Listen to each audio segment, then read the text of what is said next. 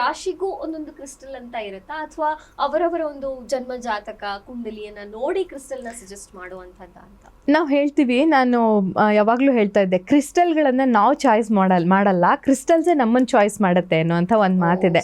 ನಾವು ಕ್ರಿಸ್ಟಲ್ಗಳನ್ನೆಲ್ಲ ಒಂದು ಕಡೆ ಇಟ್ಟರೆ ನಮಗೊಂದು ಕ್ರಿಸ್ಟಲ್, ಯಾವುದೋ ಒಂದು ಕ್ರಿಸ್ಟಲ್ ಅಟ್ರಾಕ್ಟ್ ಮಾಡುತ್ತೆ. ಸೊ ಅದನ್ನ ತಗೊಳ್ಳೋದು ಒಂದು ಮಾರ್ಗ ಇದೆ.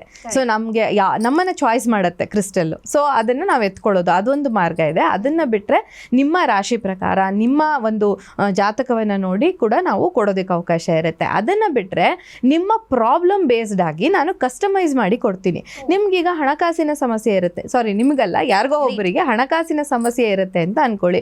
ಸೊ ಅವರಿಗೆ ಒಂದು ಪೈರೇಟ್ ಅನ್ನುವಂಥ ಸ್ಟೋನ್ನ ಕೊಡ್ತೀನಿ. ಇನ್ನೊಬ್ಬರಿಗೆ ಯಾರಿಗೋ ಜಾಬ್ ಬೇಕಾಗ್ತಿರುತ್ತೆ, ಜಾಬು ಹಣ ಎರಡು ಒಟ್ಟಿಗೆ ಬೇಕು ಅನ್ನೋರಿಗೆ ಪೈರೇಟ್ ಮತ್ತು ಸಿಟ್ರಿನ ಮಿಕ್ಸ್ ಮಾಡಿ ಕೊಡ್ತೀನಿ. ಗೌರ್ಮೆಂಟ್ ಜಾಬ್ಗೆ ಟ್ರೈ ಮಾಡ್ತಾ ಇರೋರಿಗೆ ಬೇರೆ ಕೊಡ್ತೀನಿ. ಭೂಮಿ ತಗೊಳ್ಬೇಕು ಅಂತ ಇರೋರಿಗೆ ನಾನು ಬೇರೆ ಸ್ಟೋನ್ನ ಕೊಡ್ತೀನಿ. ಹೀಗೆ ಬೇರೆ ಬೇರೆ ಕಾರಣಗಳಿಗೆ ಬೇರೆ ಬೇರೆ ಸ್ಟೋನ್ನ ಕ್ರಿಸ್ಟಲ್ನ ವೇರ್ ಮಾಡೋದು ತುಂಬಾ ಒಳ್ಳೆಯದು ಅಂತ.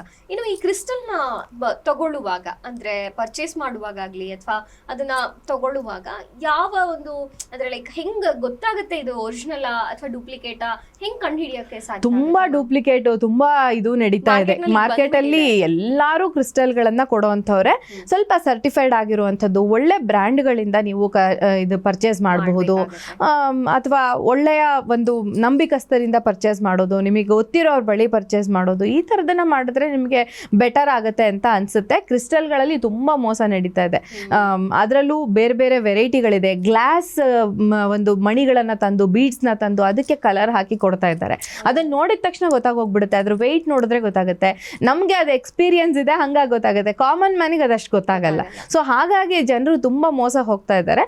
ನಾನು ಆದಷ್ಟು ನನ್ನ ಕ್ಲೈಂಟ್ಗಳಿಗೆ, ನನ್ನ ಹತ್ರ ಬರುವಂಥ ಜನರಿಗೆ ಏನಿದೆ, ನಾನು ಒರಿಜಿನಲ್ ಆದಂತಹ ಕ್ರಿಸ್ಟಲ್ಗಳನ್ನ ಕೊಡ್ತೀನಿ. ಯಾಕೆಂದ್ರೆ ನನ್ನ ಹತ್ರ ಬರೋವಂಥವ್ರಿಗೆ ಒಳ್ಳೇದಾಗಬೇಕು.